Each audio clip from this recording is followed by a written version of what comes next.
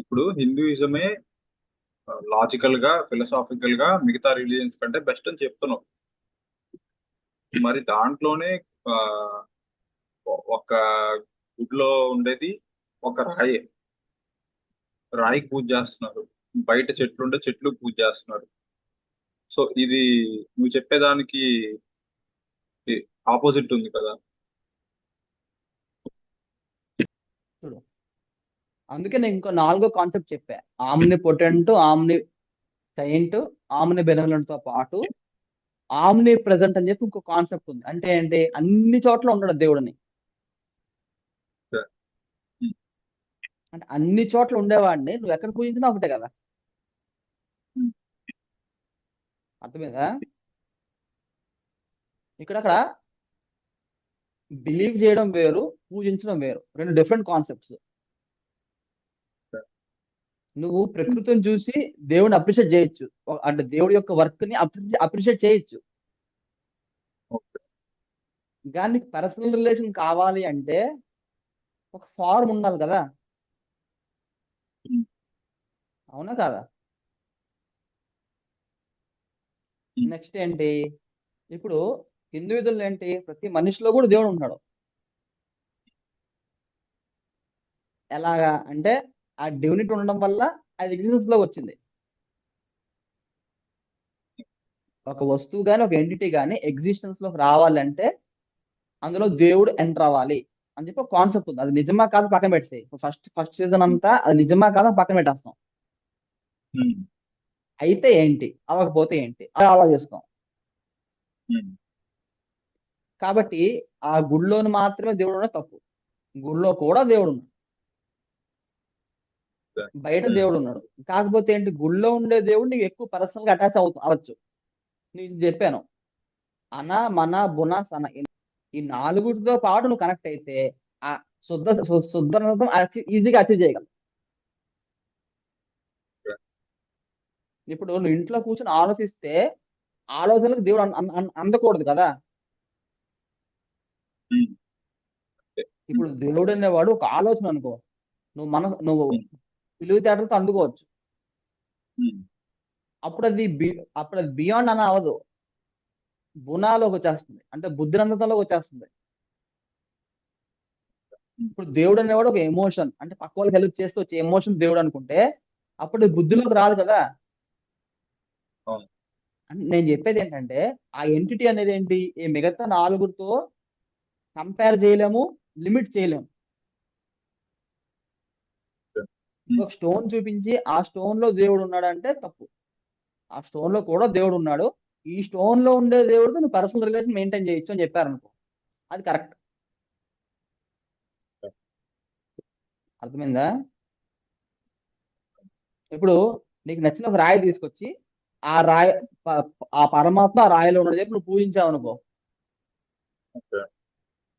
నీకు ఖచ్చితంగా డెవలప్మెంట్ ఉంటుంది, అంటే శుద్ధనందమే వెళ్తావు. కానీ ప్రాబ్లం ఏంటి, ఆల్రెడీ వెళ్ళిన వాళ్ళు చెప్పిన మ్యాప్ లో వెళ్తే ఇంకా ఫాస్ట్గా వెళ్తావు. ఆల్రెడీ నీకన్నా ముందే శుద్ధనందం వైపు వెళ్తున్న వాళ్ళు, ఒరే ఈ ఫారం తీసుకో, ఈ ఫారం తీసుకో, ఈ ఫారం తో ఇలా విధంగా పూజ చేసి త్వరగా వెళ్తావు అని చెప్పి ఒక మ్యాప్ ఇచ్చారు. నువ్వు ఆ మ్యాప్ లో ఫాలో అయితే త్వరగా వెళ్తావు, రిజల్ట్స్ వస్తాయి. నీకు నచ్చిన రూట్ లో వెళ్ళావు అనుకో, నీకు రిజల్ట్స్ గ్యారెంటీ ఉండదు. అర్థమైందా? ఉమ్. కాబట్టి దాని సమస్య అక్కడ ఉంది. ఇప్పుడు నువ్వు ఫస్ట్ వీడియోలో కొన్ని క్వశ్చన్లు అడిగావు. దేవుడు గుడిలోనే ఎందుకు ఉండాలి, దేవుడు నిజంగా సఫరింగ్ లేకుండా చేసేయచ్చు కదా, లేదా ఈ కృష్ణుడికి ఆవులు అంటే ఇష్టం కదా, మరి ఆయన అనుమతితో ఆవులు చంపుతున్నారా లేదా, అది ఎలాగా అని అడిగావు. అలా కొన్ని క్వశ్చన్లు అడిగావు కదా. ఇప్పుడు అవన్నీ ఆన్సర్ చేయాలి అంటే ఫిలాసఫికల్ గా చేయాలి, అవునా? ఇప్పుడు దేవుడు అనేవాడు ఆ కాన్సెప్ట్ ఏంటి, గుడిలో మాత్రమే ఉంటుందా ఉండదా అని సర్వవ్యాపి చెప్పాను. ఇప్పుడు ఆ గాడ్ అనే ఎంటిటీ సర్వవ్యాపి, అంటే అన్ని చోట్ల ఉండేవాడు కాబట్టి గుడిలో కూడా ఉన్నాడు కదా. కాబట్టి ఆ గుడిలో ఉండేదాన్ని పూజ చేయడం వల్ల నీ శుద్ధనంతో ఇంక్రీజ్ అవుతుంది, త్వరగా ఇంక్రీజ్ అవుతుంది. కాబట్టి గుడిలోనే పూజ చేస్తాం. అదే క్వశ్చన్ వచ్చింది ఆన్సర్. నెక్స్ట్ ఫ్రీ విల్ అని చెప్పి ఒకటి చెప్పా. ఫ్రీ విల్, కర్మ, పునర్జన్మ, ఈ మూడు ఉండడం వల్ల దేవుడు ఇంటర్ఫీర్ అవ్వడు. ఇప్పుడు ప్రతిదానికి దేవుడు ఇంటర్ఫీర్ అయితే అసలు ఎవరు తప్పు చేయరు. అప్పుడు మన ఫ్రీ విల్ పోతుంది, మన ఫ్రీడమ్ పోతుంది. అవునా? ఇప్పుడు ఒక తల్లి పిల్లాడు ఉన్నారు, ఆ పిల్లాడికి చెడు జరగకుండా ఉండాలంటే ఏం చేసింది తల్లి? ఆ పిల్లాడి చేతులు కాళ్ళు కట్టేసి ఆరోగ్యకరమైన ఫుడ్ పెట్టింది, అలా చేసింది అనుకో, ఆ పిల్లాడు లాంగ్ గా బతుకుతాడు. అవునా? కానీ అలా చేయడం వల్ల తల్లికి ఆనందం వస్తుందా, లేదా పిల్లాడికి ఆనందం వస్తుందా? పిల్లాడు బయటికి వెళ్ళాలనే చూస్తాడు. ఆ అలాగా ఆ పిల్లాడు బయటకు వదిలేస్తే రిస్క్ ఉంటుంది, కానీ ప్రొటెక్షన్ చేయగలదు కాబట్టి వదులుతుంది. అలాగే ఒక వ్యక్తి ఫ్రీ విల్ ఇచ్చేశాడు, దాని అతను మిస్యూజ్ చేస్తూ ఉన్నా అది డ్యామేజ్ కంట్రోల్ చూసుకుంటాడు అనమాట దేవుడు. అది అంతా ఇప్పుడు ఇప్పుడు నేను చెప్పేది అంటే ఫిలాసఫీ కాదు, ఇది బియాండ్ అనమాట, అంటే రిలీజన్ లోకి వెళ్ళిపోతుంది ఇది. కానీ బేసిక్ అండర్స్టాండింగ్ ఏంటి? ఫ్రీ విల్ ఉంది కాబట్టి ఎవరైనా ఏదైనా చేయొచ్చు. ఆ చేసిన పనులకి మళ్ళీ వాళ్ళు అనుభవించాలి. అనుభవిస్తారా అనుభవించరా అనేది మళ్ళీ సెకండ్ సీజన్ లోకి వెళ్ళిపోతుంది. అనుభవిస్తారు అనుకుంటే సొసైటీ బాగుంటుంది. ఇప్పుడు ఈ కర్మ అనే కాన్సెప్ట్ కూడా మొరాలిటీకి చాలా ఇంపార్టెంట్. ఇద్దరు వ్యక్తులు ఉన్నారు, ఒక వ్యక్తి ఏంటి, నేను ఏం చేసినా పర్వాలేదు, చివరిలో దేవుడు గొప్ప, మా దేవుడు గొప్ప అని చెప్తే అన్ని పాపాలు పోతాయని చెప్పి ఒకరున్నారు.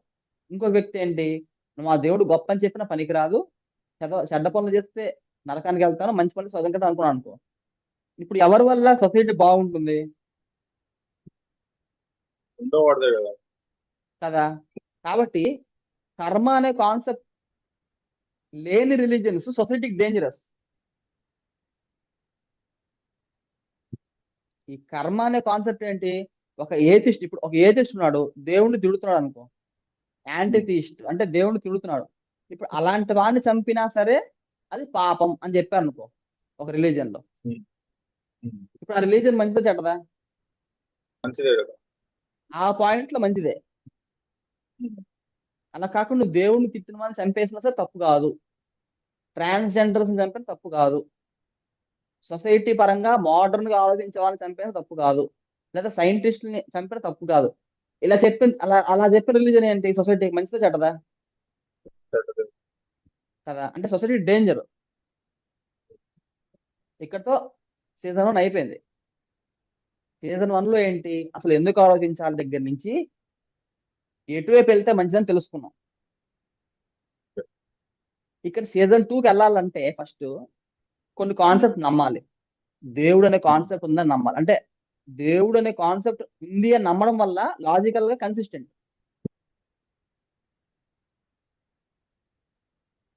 అర్థమైందా? ఎందుకు కన్సిస్టెంట్ మన సెకండ్ సీజన్ లో తెలుస్తుంది.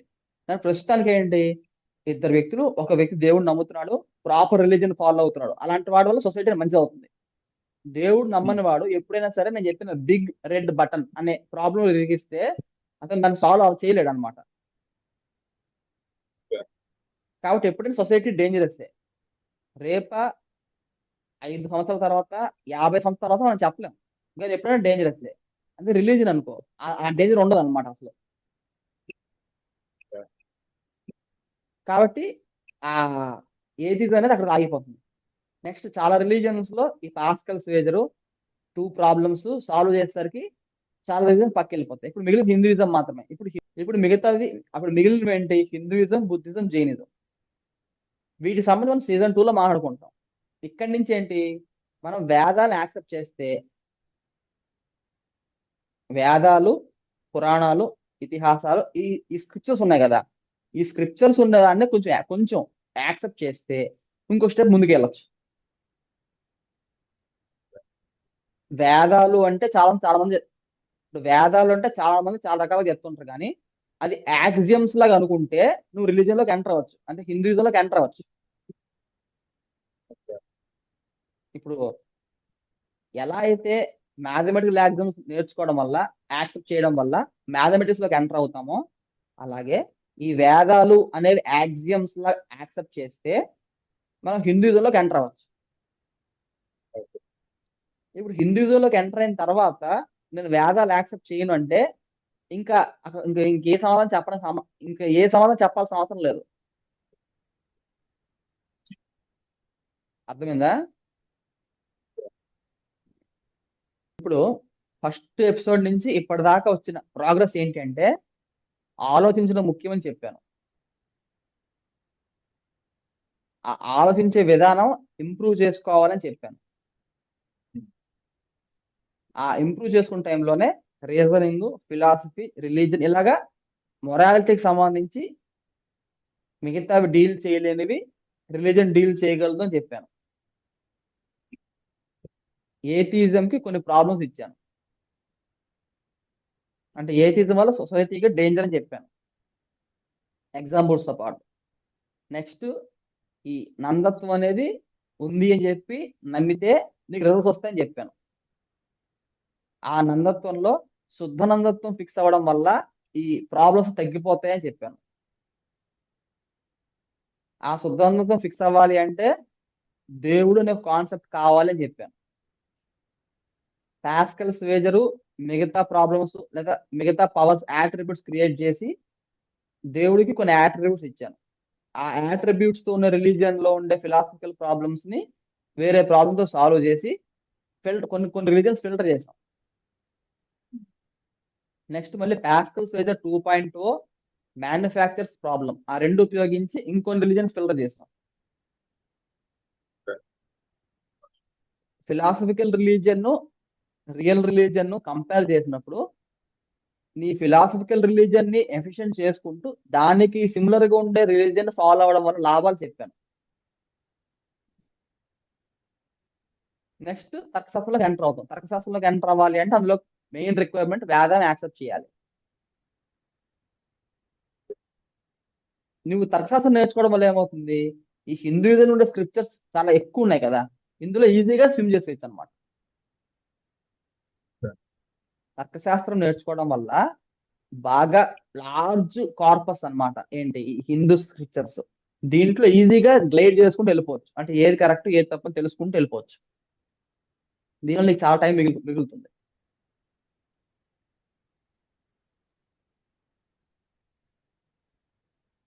ఉమ్. ఇంకా ఫైనల్ కన్క్లూజన్ ఏంటి అంటే నువ్వు నిజంగా ఇప్పుడు నేను చెప్పిన ఏవి నమ్మకపోయినా సరే నువ్వు హిందూయిజం నమ్మడం వల్ల లాభం ఏంటి? హిందూయిజంలో ఏథీస్ట్ని చంపేయడం అని కానీ మోడర్న్ గా ఆలోచిస్తే చంపేద్దాం కానీ అలాంటివి లేవు. ఇప్పుడు హిందూయిజం అనేది కంప్లీట్ గా ట్రెడిషనల్ హిందూయిజంలో వచ్చేసినా సరే ఇప్పుడు రేపటి నుంచి మొత్తం ప్రపంచం మొత్తం హిందూయిజంగా మారిపోయినా సరే ఏథీస్ట్స్, ట్రాన్స్జెండర్స్, కొత్తగా ఆలోచించే వాళ్ళు, సైంటిస్టులు వీళ్ళందరూ బతికే ఉంటారు. అంటే డైరెక్ట్ గా దేవుడిని తిట్టకుండా ఉన్నంత వరకు వాళ్ళు వాళ్ళలాగా ఉంటే అలాంటి ప్రాబ్లం లేదు. మిగతా రిలీజియన్స్ వీళ్ళందరినీ చంపేస్తారు. అందుకే మనకు ముందు ముందు తెలుస్తుంది అనమాట. ఇప్పుడు రెండు పుస్తకాలు ఉన్నాయి, రెండు పుస్తకాలు కొన్ని ఫ్యాక్ట్స్ ఉన్నాయి. ఇంతకుముందు చెప్పాను మ్యాప్స్ అమ్మది అంటే ఏంటి, ఒక పెట్రోల్ బంక్ కనిపించింది, ఒక బిల్డింగ్ కనిపించింది. ఆ కనిపించడం వల్ల ఏమైంది, ఆ నెక్స్ట్ వచ్చే విషయం మీద నీకు బిలీఫ్ పెరుగుతుంది. అలాగే ఇప్పుడు సైన్స్ చెప్పిన చాలా విషయాలు మన హిందూ చుట్టూ చాలా ఉన్నాయి. నేను చెప్తే మళ్ళీ సూడెన్స్ చెప్పట్లేదు, నేను వస్తువుకు తెలుస్తూ ఉంటుంది అనమాట. దాన్ని మనమే మళ్ళీ ఫాల్సిఫై చేస్తాం, మళ్ళీ అనాలిసిస్ చేస్తాం, దాన్ని బట్టి ఒక ఐడియా వస్తుంది. ఇదంతా సెకండ్ సీజన్ లో ఉంటుంది అనమాట. రకరకాల హిందూయిజంలో ఉండే రకరకాల ఫిలాసఫికల్ కాన్సెప్ట్స్ తీసుకొని దాన్ని మనం డిస్మాంటిల్ చేసి అర్థం చేసుకోవడం ట్రై చేస్తాం. ఇంకా కన్క్లూడ్ చేయాలి అంటే ఇంతకుముందు చెప్పాను మన హిందూయిజంలో చాలా రకాల ఫిలాసఫీస్ ఉంటాయని చెప్పి. అలాగే వెస్ట్ లో స్పినోజా అని చెప్పి ఒక వ్యక్తి ఉన్నాడు. అతనికి ఒక ఫిలాసఫికల్ గాడ్ క్రియేట్ చేశాడు అనమాట. అంటే philosophical concept of God create చేసి బాగా ఫేమస్ అయ్యాడు. అది యూట్యూబ్ లో కూడా వస్తుంది అనమాట చాలా. ఇప్పుడు అతనేంటి, గాడ్ కాకుండా వేరే ఎంటిటీ లేదు, అంటే యూనివర్స్ మొత్తంగా అయితే దేవుడు అని చెప్పి ఒక కాన్సెప్ట్ క్రియేట్ చేశాడు. ఓకే. ఇప్పుడు 1600 ఆ ఏరియా అనుకుంటా. ఇప్పుడు అదే కాన్సెప్ట్ మన హిందూజంలో ఆల్రెడీ ఉంది కదా. అర్థమైందా? ఇప్పుడు అద్వైతం కానీ విశిష్ట అద్వైతం కానీ ఇలాంటివన్నీ మన సెకండ్ సీజన్ లో థర్డ్ సీజన్ లో వస్తూ ఉంటాయి. వాటికి అన్నిటికీ వేదం బేసిస్,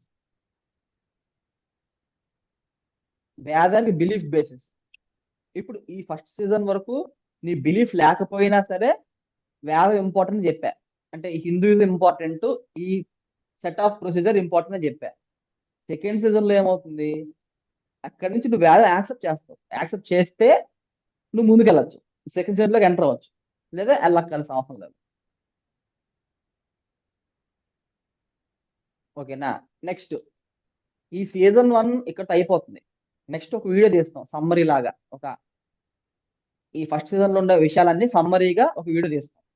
దాని తర్వాత కొన్ని చెప్పాను, అంటే హిందూయిజం లో కానీ రిలీజన్ లో కానీ ఉండే కొన్ని డాగ్మాస్ ని మనం డిస్కస్ చేసుకుంటూ సపరేట్ ఇంకొక ట్రాక్ తీద్దామని చెప్పి, అన్టచబిలిటీ, క్యాస్ట్ సిస్టమ్, ఇలాంటి సపరేట్ గా ఇంకొక సిరీస్ లో పెట్టుకుందాం అని చెప్పాను. అవి అక్కడ కంటిన్యూ అవుతాయి. ఈ తర్కం, లాజిక్ అనేది ఈ సెకండ్ సీజన్ నుంచి ఇండియన్ లాజిక్ సిస్టమ్ లో కంప్లీట్ గా ఎంటర్ అవుతాం అనమాట. ఇప్పటిదాకా చెప్పింది common logic, common philosophy, common logic అన్నమాట.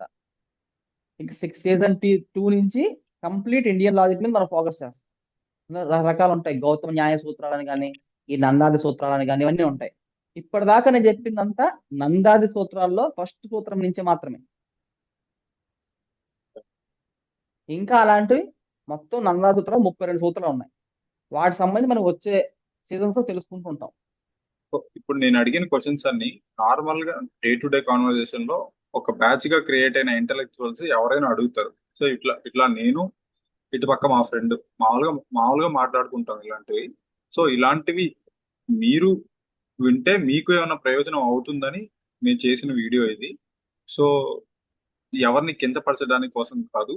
సో ఎటువంటి క్యాస్ట్, కలర్, క్రీడు, జెండరు ఎటువంటి వాళ్ళని ఉద్దేశించినవి కాదు. జస్ట్ క్యూరియాసిటీ కోసం అడిగిన క్వశ్చన్స్ ఇవ్వండి అంతే. ఇప్పుడు ఈ సీజన్ 1 ఎపిసోడ్స్ అన్ని మీకు అర్థమయ్యాయని, వీడియోలు మీకు ఏమైనా కొంతైనా లాభపడుతున్నారని చెప్పి ఆశిస్తూ ముగించేస్తున్నా.